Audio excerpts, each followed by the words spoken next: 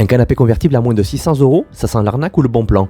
On passe en revue ce que pensent vraiment les acheteurs. Salut et bienvenue sur Canapé TV. Aujourd'hui, petite review sur le canapé Frieten de chez Ikea. Je te propose dans un premier temps de faire les points positifs et les points négatifs du canapé en prenant compte des avis clients concernant les 3 déclinaisons existantes sur le site. On commence par les points positifs, tu verras que c'est assez intéressant.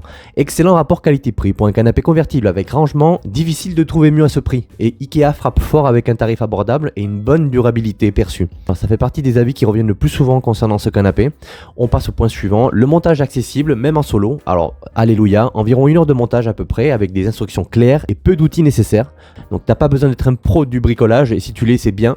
Ensuite, on passe transformation en lit ultra simple et rapide. Alors, l'extension glisse facilement. En quelques secondes, le canapé se transforme en couchage. Ça, c'est top, comme tu peux le voir. Idéal pour celles et ceux qui veulent un lit d'appoint efficace et sans prise de tête. Alors ça, c'est génial. Ça fait partie aussi des points qui reviennent le plus souvent. Sa simplicité d'utilisation donc au quotidien, et c'est tip top. Que demande le peuple? Grand espace de rangement sous la méridienne. Parfait pour stocker couettes, oreillers et draps, tout ce que tu veux. Donc un vrai plus pour optimiser l'espace. Ça, c'est génial. Look moderne et passe-partout, c'est discutable selon les personnes, c'est discutable selon les avis, mais je le place comme étant un avantage, donc parce que le design est sobre et qui s'intègre bien dans n'importe quel type de salon, donc c'est ce qu'on recherche avant tout.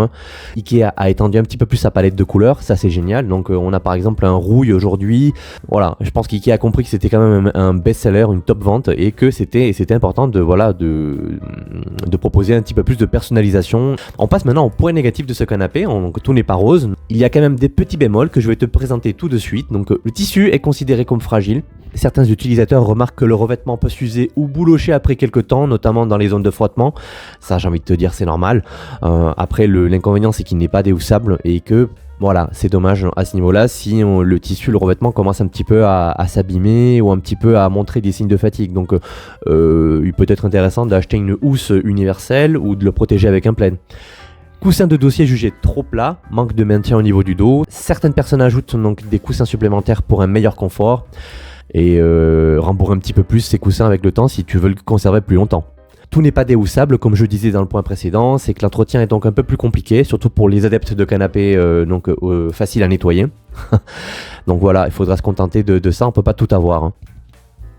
Certains modèles livrés donc avec des défauts. Donc une poignée de clients ont reçu un produit abîmé à la livraison, mais heureusement Ikea propose toujours un échange, mais ça reste tout de même un inconvénient, ça reste à signaler, c'est rare, mais ça peut arriver. Et enfin le dernier point négatif, c'est que parfois un peu dur au niveau du couchage. Voilà, certains trouvent l'assise ferme et recommandent d'ajouter un surmatelas pour améliorer le confort en mode lit. Alors oui, ça c'est vrai, surtout si tu l'utilises pour une location meublée, Airbnb ou location saisonnière, effectivement ça peut être intéressant de proposer un surmatelas, un peu plus moelleux qui va rendre l'expérience de sommeil un petit peu plus agréable, beaucoup plus douce.